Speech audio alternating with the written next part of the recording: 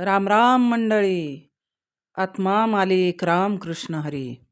गुरु ब्रह्मा गुरु विष्णू गुरुर्देव महेश्वरा, गुरु साक्षात परब्रह्म, तस्मै श्री गुरुवे नमः.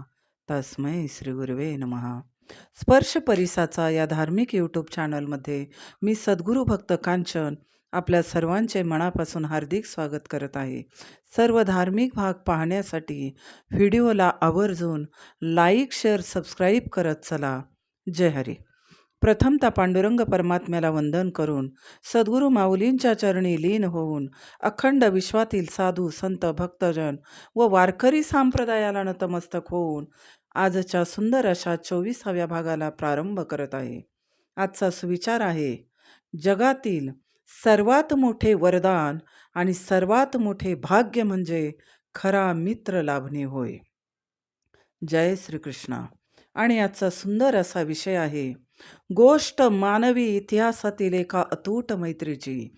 गोष्ट मानवी इतिहासातील एका अतूट मैत्रीची, भगवान श्रीकृष्ण आणि भक्त सुदामाच्या दिव्य भेटीची. तुकोबाराय म्हणतात, हेच थोर भक्ती आवडते देवा, संकल्पावी माया संसाराची. ठेविले आनंद ते तैसेची राहावे, चित्ती असो द्यावे समाधान. हेच थोर भक्ती, जी भक्ती सुदामन केली, कृष्ण कृष्ण कृष्ण.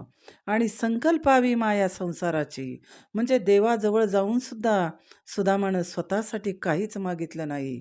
ठेविले आनंद ते तैसेची राहुनी, चित्ती समाधान ठेवून भक्त सुदामानं मित्र भगवान श्रीकृष्णाची सखा म्हणून सुद्धा भक्ती केली आणि देव म्हणून सुद्धा कशी श्रेष्ठ भक्ती केली हे आपण पाहणार आहोत.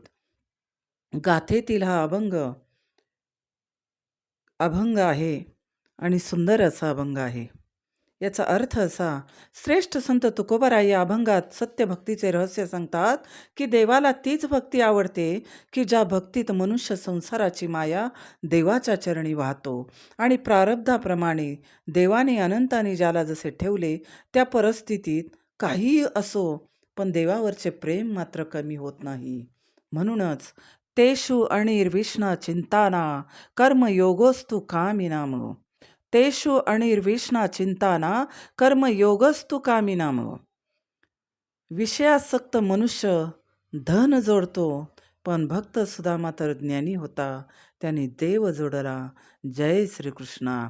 आणि म्हणून देवावर नितांत प्रेम करावे, कारण देव आणि भक्त यांच्यातील महत्त्वाचा संबंध जर टिकून ठेवायचा असेल, अजरामर करायचा असेल, तर यांच्यातील प्रेम, भक्ती, मैत्री हे सर्व दृढ, शाश्वत आणि सत्य असलं पाहिजे.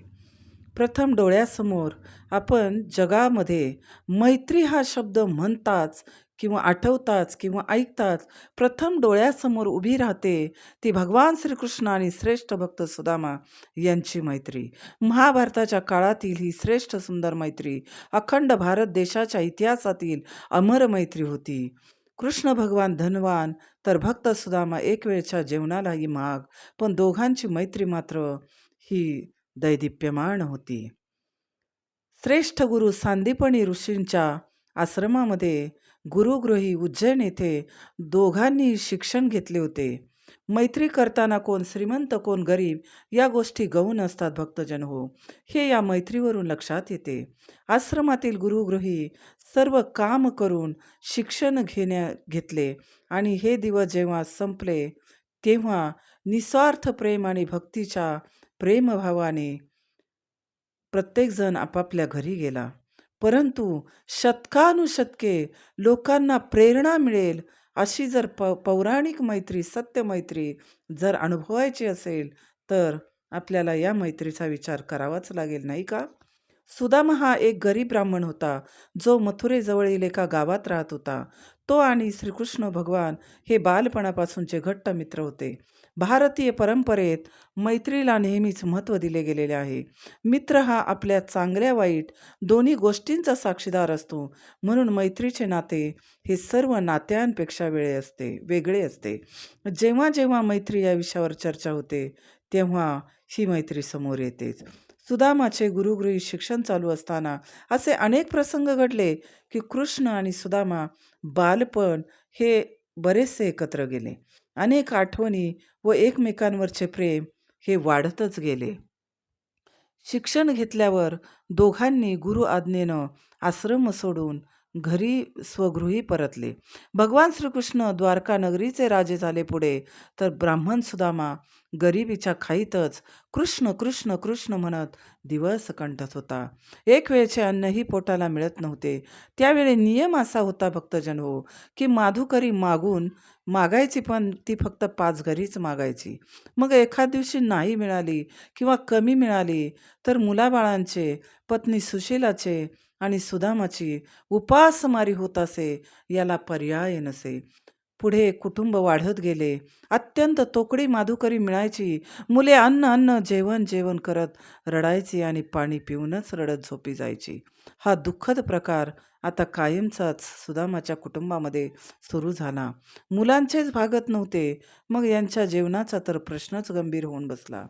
सुदामाची पत्नी सुशीला रोज अश्रू ढाळतच नशिबाला दोष देत मुलांना झोपी लावायची, की उद्या पोट भरून जेवण मिळेल या आशेवर मुलं पाणी पिऊन झोपायची.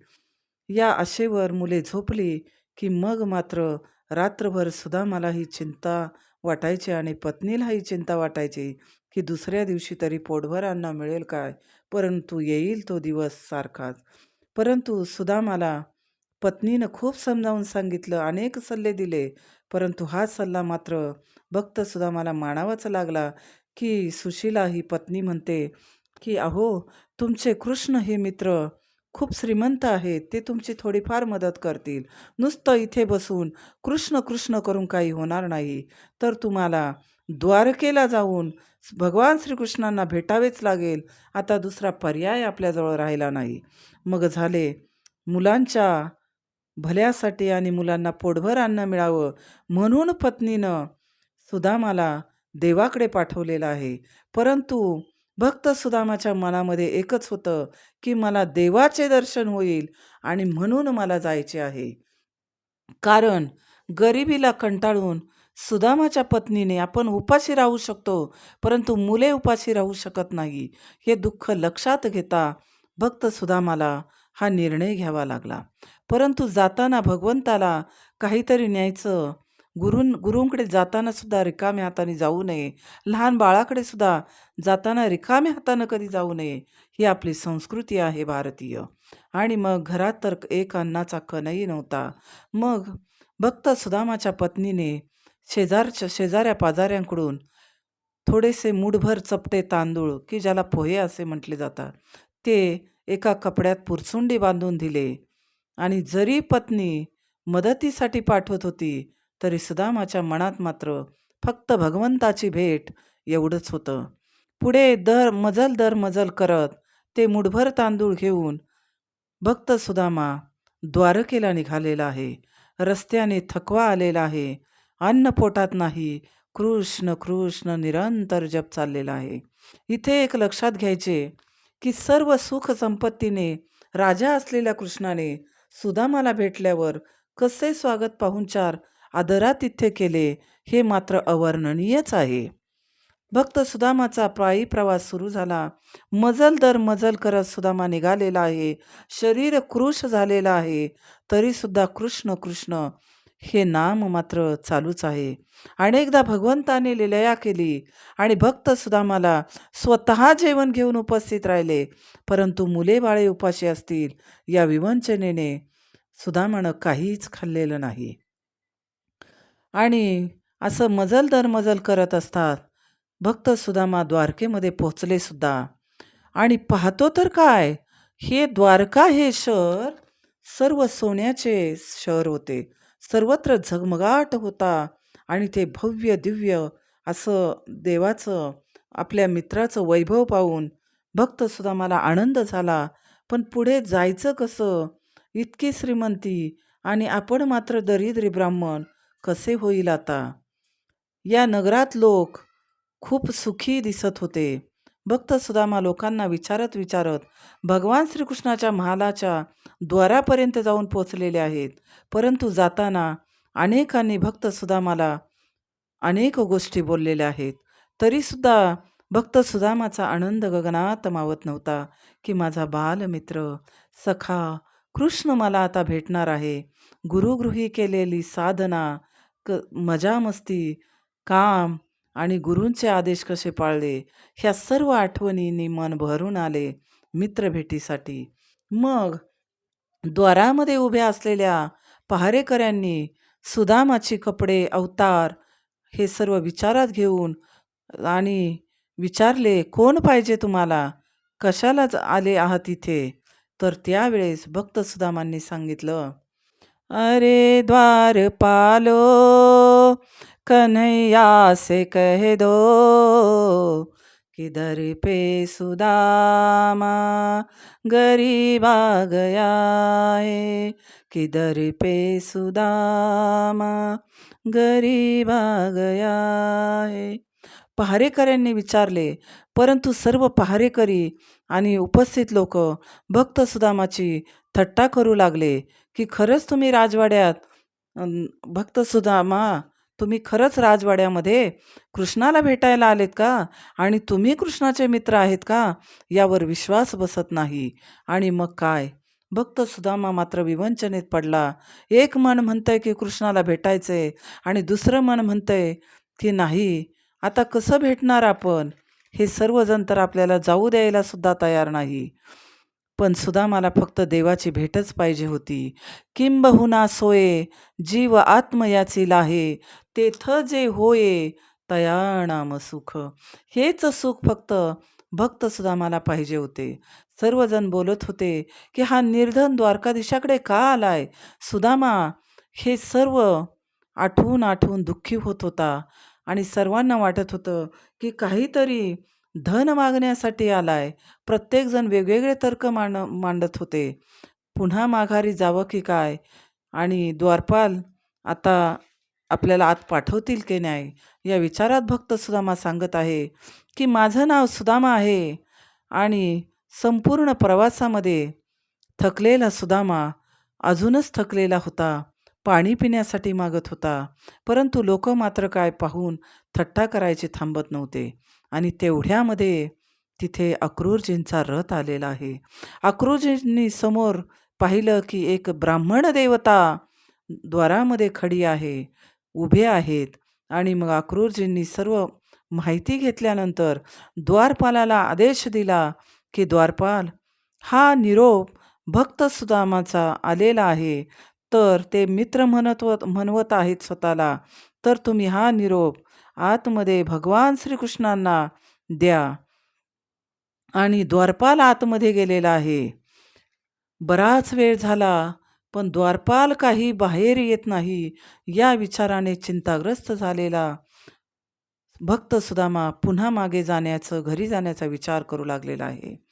द्वारपाल भगवंताजवळ पोहोचेपर्यंत त्याच वेळी रुक्मिणी देवी महालात श्रीकृष्णांना विचारते की भगवन, तुमचे मित्र तर द्वारकेत आलेले आहे, मग आता चिंता आणि व्याकुळता काय करायची आहे?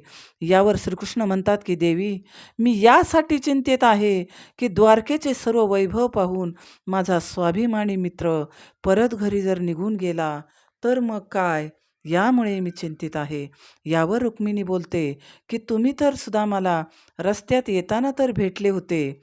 तर यावर श्रीकृष्ण भगवान म्हणतात, ती भेट म्हणजे एक लहान बाळ जसे आकाशाकडे पाहून चंद्राला हातात घेऊ पाहते, पण चंद्र मात्र हातात येत नाही, तशीच ती भेट होती. असूनही नसल्यासारखी, मित्र म्हणून भेट नव्हती. यावर रुक्मिणी देवी का असे विचारल्यावर श्रीकृष्ण सांगतात की देवी, सुदामाने मला भेटावे इतकी तपस्या त्यावेळी भक्ती पूर्णत्वाला गेली नव्हती. तेव्हा कर्माचे विधान असे आहे की प्रत्येक भक्ताला, मनुष्याला आपला उद्देश प्राप्त करण्यासाठी कर्म करावे लागते. जर लोक कर्म न करताच उद्देश प्राप्ती करतील, माझ्या प्राप्तीची इच्छा प्रकट करतील, मग कर्म भक्ती कोण करणार? म्हणून माझ्यापर्यंत पोहोचण्यासाठी, मला पूर्णपणे प्राप्त करून घेण्यासाठी प्रत्येक भक्ताला अगणित असे कष्ट, त्रास सहन निरंतर करावेच लागतात आणि मगच ते मला प्राप्त होतात आणि ती वेळ मात्र आता जवळ आलेली आहे. मग रुक्मिणी विचारते, "अजूनही वेळ का लावत आहात भगवन?" यावर श्रीकृष्ण सांगतात की, "देवी, ही भेट काही साधारण भेट नाही बरं. ही एक ऐतिहासिक भेट असणार आहे आणि मी मित्र सुदामाला असा भेटू इच्छितो की या भेटीला संपूर्ण विश्व पाहीन. कारण या पृथ्वीवरचा प्रत्येक जण यातून मित्रतेचा आदर्श घेईल. कारण मित्रतेमध्ये गरीब श्रीमंत छोटा मोठा असं काही नसतं.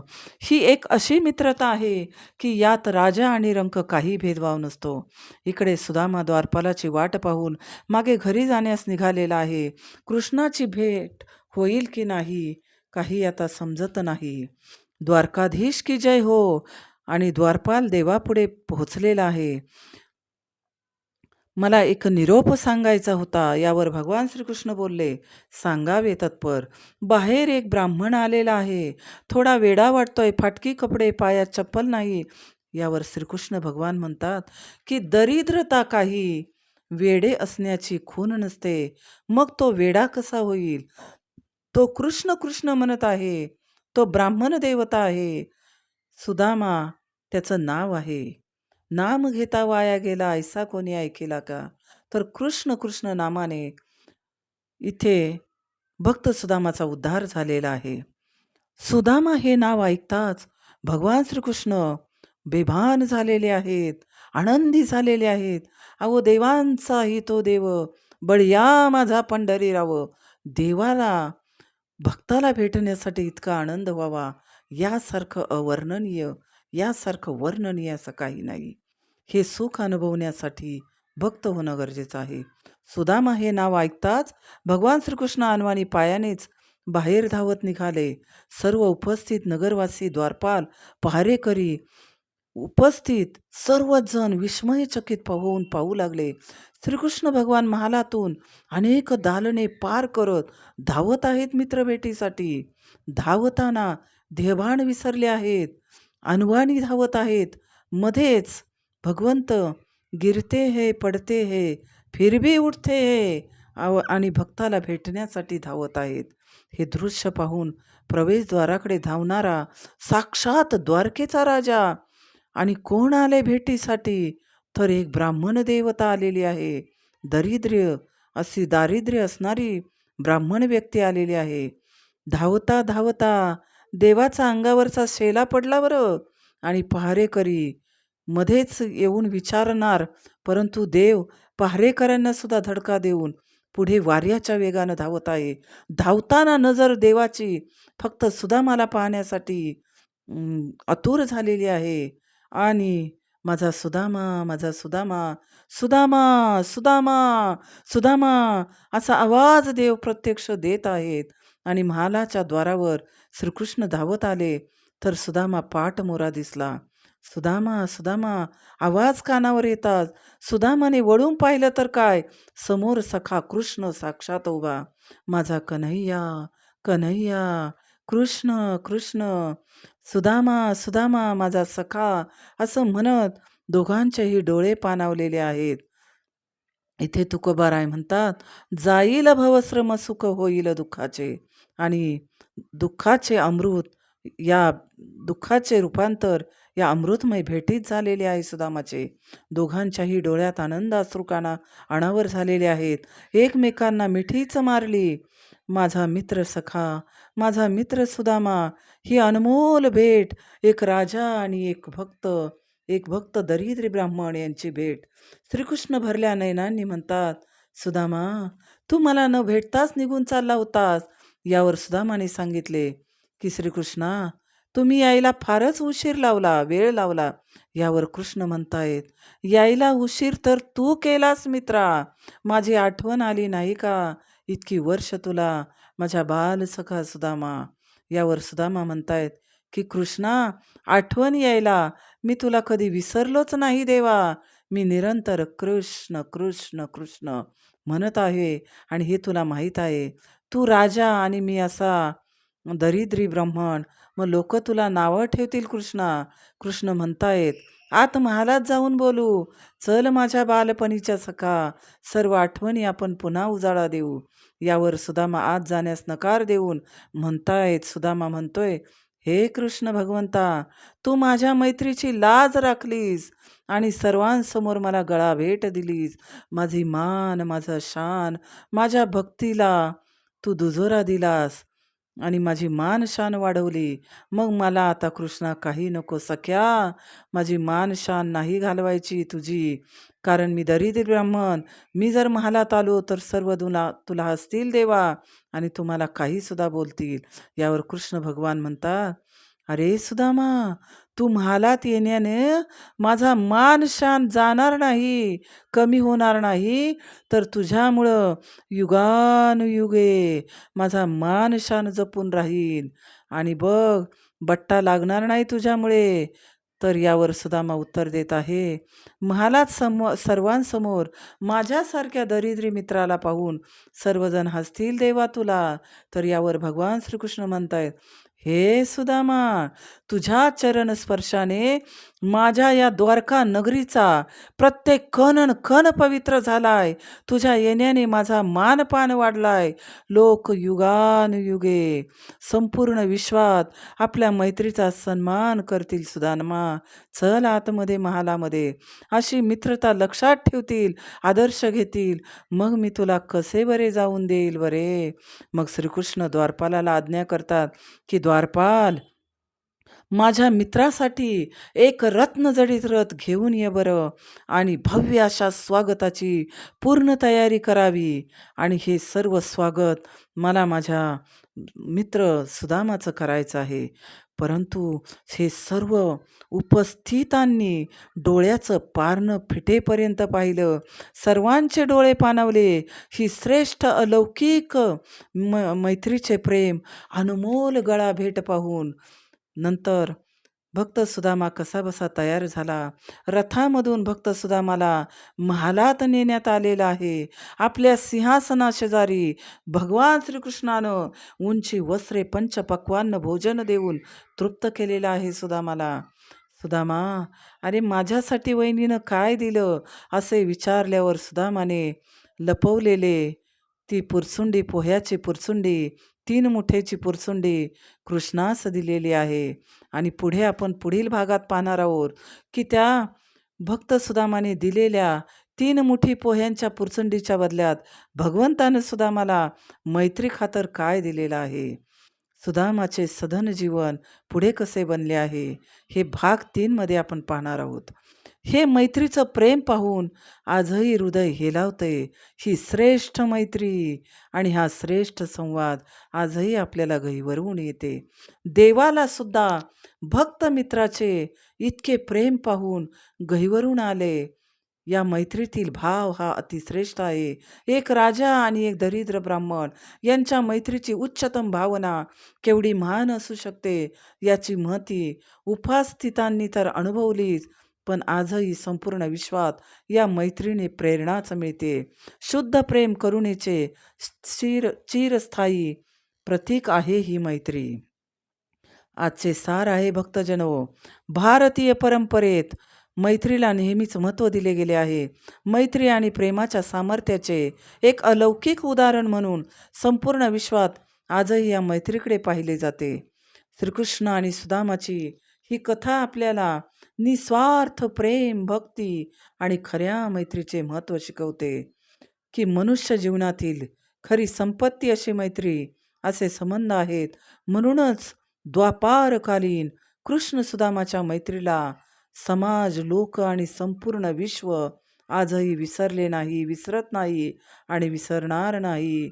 जय श्रीकृष्ण. कृष्णं वंदे जगद्गुरु. कृष्णं वंदे जगद्गुरु. कृष्ण भगवान आणि बालसखा सुदामाची ही अवर्णनीय मैत्री सुवर्ण अक्षराने लिहिली गेलेली आहे. हा आदर्श चंद्र, सूर्य, तारे असेपर्यंत घेतला जाणार, हेच सत्य.